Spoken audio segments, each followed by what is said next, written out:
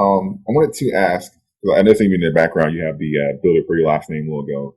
And one thing that I noticed is just when following you is the ability that you have to have vision. And I wanted to Yes. know what was the idea as far as behind incorporating that into your business and essentially saying that it's not just about you. Yeah.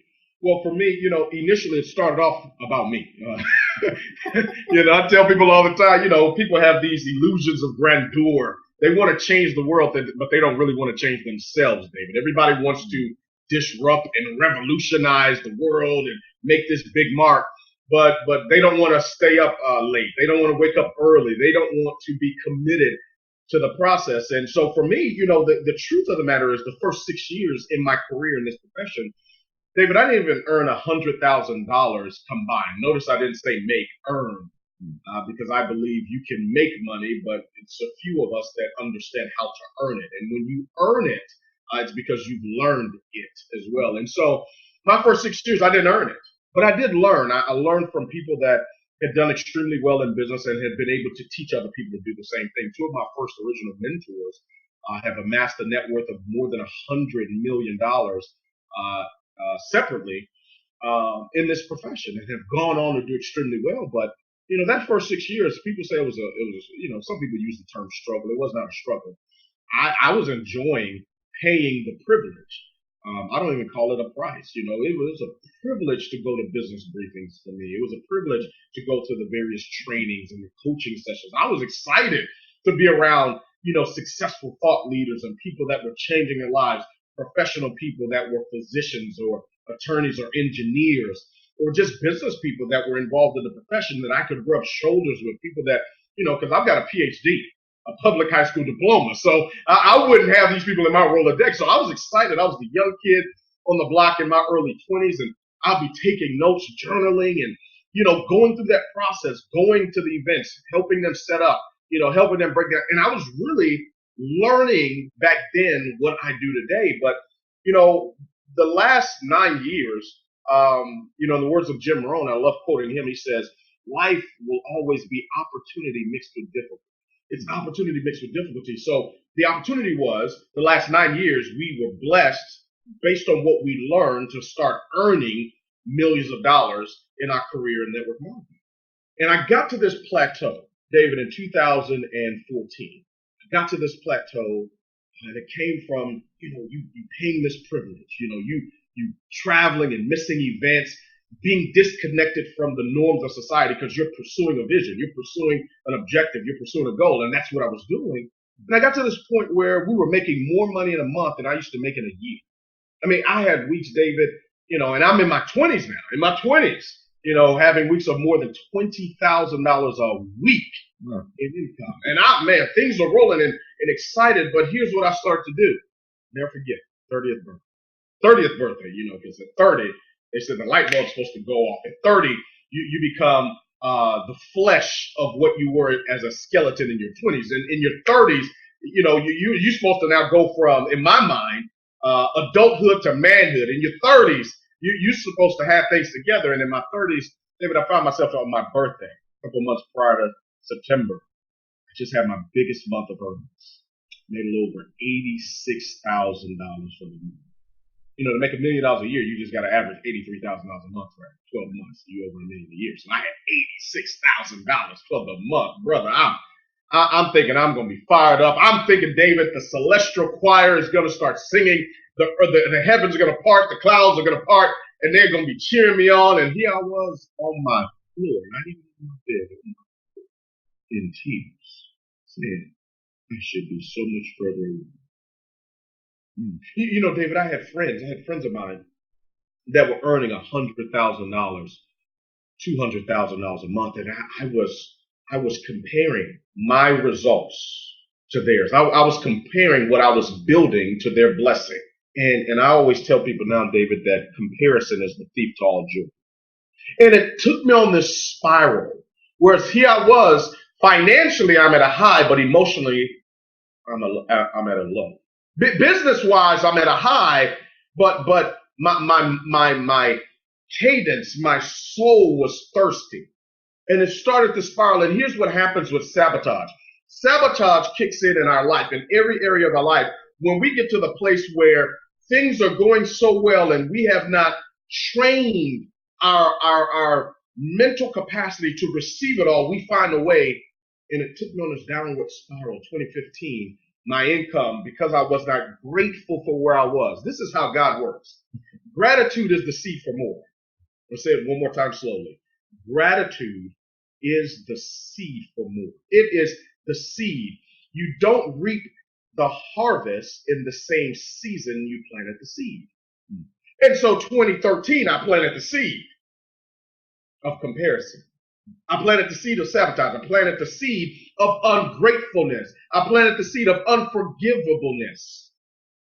2014, the harvest showed up. My income dropped in half. Oh, Jesus.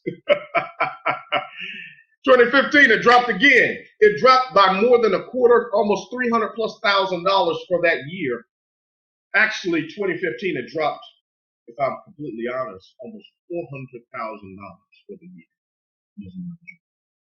From 2 years prior.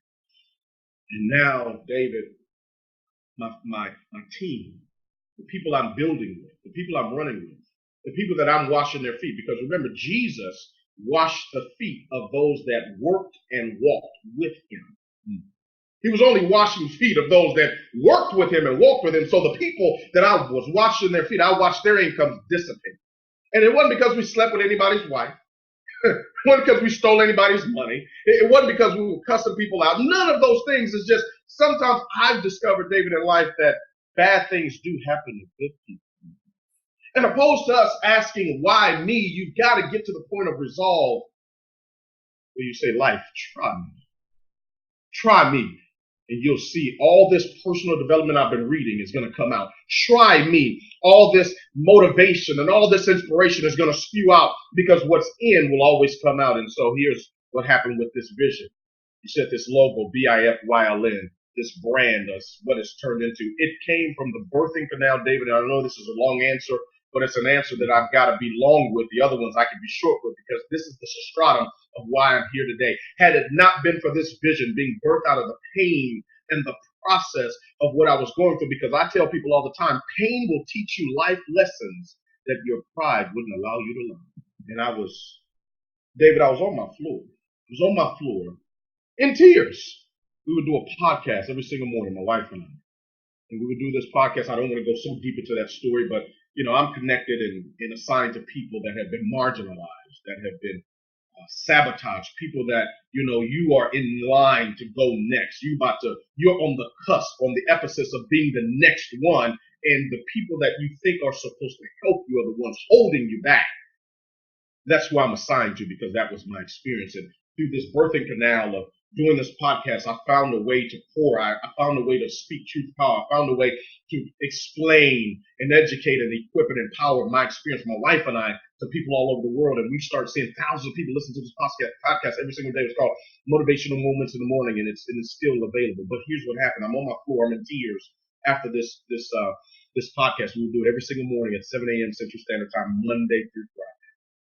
I'm on the floor. I had worship music playing in the background after we had finished. And I was crying out. I've been seeking. I've been saying, God, I need you to show me what you want me to do next. I know what you did last season. I know what you're doing right now. I'm grateful and I'm learning and I got it. But God, I need you to show me what you need me doing next. When I stay in my now, I probably won't make it out. And I'll never forget, David, hearing him clearly. Because you can hear me clearly now. I'm on my floor in tears, laid out in a prostrate position. I didn't want to hear from another business mentor. I didn't want to hear from a business consultant. I didn't want to hear from no $1 million friends of mine. I didn't want to hear from anybody. I want to hear from God. I said, God, if you're real, you better come talk to me, or I'm about to go sign an application with the devil and do his work. You better come get me. If you really care, you better, I don't care. I know people dying from cancer. I know people are getting bombed on. I know it's real stuff going out there, but man, you better come talk to me. And he came, man. Oh God. Out of 7.5 billion people, he came and visited me for that brief moment on the floor because I believe he meets us at, I don't mean to be preachy, man. I really want to keep this as a business conversation. I'm sorry, but it's got to come out. Man, he came and he visited me. David, I was on the floor and all I heard him say was, son, build it for your last day. And I got up. That's what vision does. Vision causes you to get up from being a victim. Vision pulls you up from where you put yourself down. Vision pulled me up. I got up. I said, man, I'm about inheritance. I'm about legacy. I want to do something that fulfills me. I want to do something that when I die and I leave here, people will be impacted. People will be inspired by what my life's work was. And I ran downstairs to my wife. I said, baby, starting in 2016, we're going to build it for our last name. And we are assigned to people. Like the words inheritance, the word and the work legacy, people that have passion projects and purpose work that they've always wanted to pursue, and maybe they haven't had the money, maybe they haven't had the time, the experience, the platform to do it. That's who we're assigned to, and we're going to use the profession, the vehicle of network marketing as the place, because I tell people all the time, a stage is for performing, a platform is for empowerment, and you are too anointed to remain anonymous. I said, baby, starting in 2016, all we're going to do for the rest of our life is build it for our last name. It's going to have meaning, and people that want to do the same thing, that's who we're assigned to in this next season. And so here it is. Since 2016 to this day, that vision that God gave me through prayer and fasting, she and I, we fasted for 2 weeks. No food from 6 a.m. to 6 p.m. All of that accumulation of time and all of that took place, I look at it now, David, and all over the world, I hear people, I see people on social media and in person, whether I'm going through the airport or whatever it is, they point, building for my last name, Jarrod. And I remember where I was in 2015 on the floor when God took a moment out of his time to whisper in my ear what has resonated in so many people's hearts.